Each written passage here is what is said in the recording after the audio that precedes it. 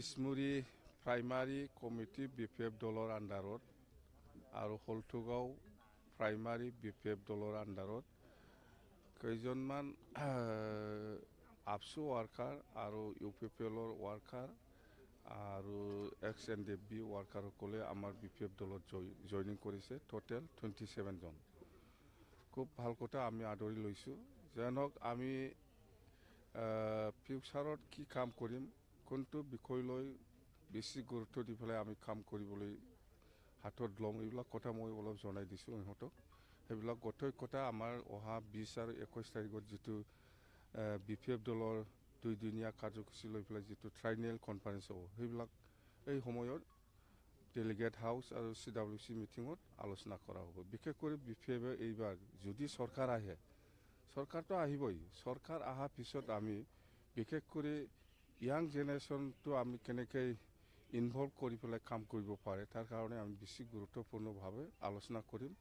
মুঠতে আমি কৈ আছোঁ যে যিহেতু BTCৰ যিটো ভৱিষ্যত এই ইয়াং জেনেৰেশ্যনৰ ওপৰত নিৰ্ভৰ কৰিব, সেইকাৰণে আমি এইসকলক লৈ পেলাই কেনেকৈ আগন্তুক দিনবোৰত BTCত ইনভলভ কৰি পেলাই কাম কৰিব পাৰে, তাৰ কাৰণে আমি চৰ্চা কৰিম বুলি আমি কৈছোঁ। ইতিমধ্যে আমাৰ কিছু প্ৰজেক্ট আমি চিন্তা কৰিছোঁ। এইবিলাক প্ৰজেক্টৰ কথাটো আপোনালোকে নিশ্চয় গম পাই আছে, যেনেবা সেল্ফ এমপ্লয়মেণ্ট, স্কিল ডেভেলপমেণ্ট, এইবিলাকৰ স্কিল ডেভেলপমেণ্ট থ্ৰুদি মানে সেল্ফ এমপ্লয়মেণ্ট কিবাটো আমি কেনেকৈ কৰিব পাৰি, ইয়াৰ কাৰণে আমি বহুত কিবা লগতো আমি যোগাযোগ কৰি আছোঁ। মুঠতে সব মানুহে চাকৰি কৰাটো বা চাকৰি পোৱাটো সম্ভৱ নহয়, সেইকাৰণে আমি বহুত মানে বড়োই হওক, কোনোবা আদিবাসী হওক, বা কোনোবা কোচ ৰাজবংশী হওক, বা নেপালী হওক, বা মুছলিম হওক, বা নাথযোগী, বা সূত্ৰধৰ,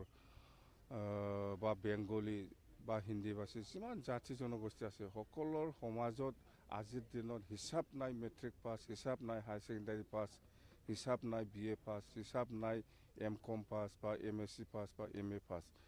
এই ল'ৰা ছোৱালীসকলক আমি কেনেকৈ মানে সেল্ফ এমপ্লয়মেণ্ট কিবাটো আমি দিব পাৰে, তাৰ কাৰণে আমি বেছি গুৰুত্বপূৰ্ণভাৱে আগন্তুক আমাৰ ট্ৰাইনেল কনফাৰেন্সত আমি আলোচনা কৰিম। হয়, চাকৰিও পাব, চাকৰিটো সম্ভৱ নহয়, চবেই চাকৰি পোৱাটো সম্ভৱ নহয়।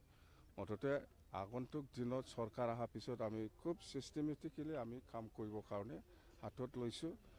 মুঠতে আমি চৰকাৰ আহক, চৰকাৰ আহিলে আমি এইবিলাক কাম কৰিম।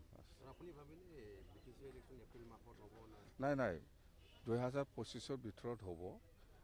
নাই, আমাৰ কথাটো হ'ল কি, যেনিবা প্ৰমোদ বড়োৱে আজিৰ দিনত 5টা বছৰৰ যিটো পইচা ইনষ্টলমেণ্ট, 5 বছৰৰ যিটো টেনৰ পইচা, 2020ত পইচাটো সি ব্যৱহাৰ কৰিছে, 21ত ব্যৱহাৰ কৰিছে, 22ত ব্যৱহাৰ কৰিছে, 23ত ব্যৱহাৰ কৰিছে, 24ত ব্যৱহাৰ কৰিছে। 5টা বছৰে পায়, ইয়াতকৈ বেছিতো পইচা ব্যৱহাৰ কৰিব নোৱাৰে। আপুনি যদি প্ৰমোদ বড়ো কোৱাৰ নিচিনা সিফালে ডিচেম্বৰত যদি হ'ব লাগে, তেতিয়াহ'লে 6 বছৰৰ পইচা ইনষ্টলমেণ্ট সি ব্যৱহাৰ কৰিব পাৰিব। এইটোতো সম্ভৱ নহয়, 5 বছৰ অলৰেডি হৈ গ'ল পইচা ব্যৱহাৰ কৰাটো। সেইকাৰণে এতিয়া যিটো মাৰ্চ এপ্ৰিলত যিটো বাজেট হ'ব, এই মাৰ্চ এপ্ৰিলৰ বাজেটটো আকৌ প্ৰমোদ বড়োৱে ইউজ কৰিব পাৰিব নেকি, কথা সেইটোৱেই।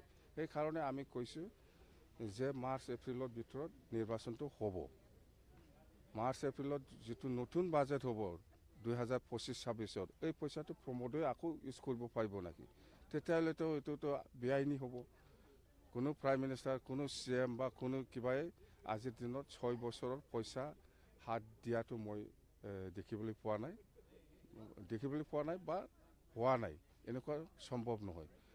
যদি মাৰ্চ এপ্ৰিলত নহয়, প্ৰমোদ বড়োৰ নিচিনা যদি ডিচেম্বৰত হয়, প্ৰমোদ বড়ো কোৱাৰ নিচিনা ডিচেম্বৰত যদি হয়, তেতিয়াহ'লে এই পইচাটো বাজেটত সোমোৱাটো বাদ দিব লাগিব ষ্টেট গভৰ্ণমেণ্ট বা দিল্লীয়ে। গোটেই অসমৰ পপুলেশ্যনটো লৈ পেলাই দিল্লীয়ে বাজেট দিয়ে, অসমত বাজেট দিব। অসমে কোনটো কাউন্সিলত কিমান দিব লাগে সেইটো বাজেট কৰিব। তেতিয়াহ'লে এই BTC 2025-26ত বাজেটটো তেতিয়াহ'লে অসম চৰকাৰে বাদ দিব লাগিব। এইটোতো সম্ভৱ নহয়। কেনেকৈ বাদ যাব, কেনেকৈ গেপ ৰাখিব। সেইকাৰণে মই কৈ আছোঁ যে মাৰ্চ এপ্ৰিলত হোৱাটো সম্ভাৱনাটো বেছি আৰু হ'ব লাগে। আপোনালোকে মানি নল'ব? মানি লোৱা নোলোৱা এইটো বেলেগ কথা। আমি আইনগতভাৱে আমি কৈছোঁ যে 2025 মাৰ্চ এপ্ৰিলত নিৰ্বাচনটো হ'ব লাগে। যদি নহয় তেতিয়াহ'লে প্ৰমোদ বড়োৱে BTCত 6 বছৰ ৰানিং হ'ব। সেইখিনি কি প্ৰিপাৰেশ্যন বিৰাট ভাল চলি আছে আমাৰ। প্ৰত্যেকটা জিলাৰ প্ৰিপাৰেশ্যন ভাল, প্ৰাইমাৰী লেভেল হওক, ব্লক লেভেল হওক, বিৰাট ভাল প্ৰিপাৰেশ্যনটো দেই। এই ভিজন ডকুমেণ্ট যিমান নবনাওক কিয়, আগতো বনাইছিল সি, বহুত কাম কৰিবৰ কাৰণে মেলা ভিজন ডকুমেণ্ট বনাইছিল, প্ৰচাৰ কৰিছিল, এটাওতো কাম কৰা নাই সি। আৰু আজি BTC অঞ্চলৰ সকলো জাতি জনগোষ্ঠীক লৈ পেলাই কি কাম কৰিম, ইয়াৰো ভিজন ডকুমেণ্ট বনাই আছে বুলি কৈছোঁ। বনাওক, কোন জাতিয়ে বিশ্বাস কৰিব তাক? আজিলৈকে এটা জাতিৰ কাৰণে কাম কৰা নাই সি দেই।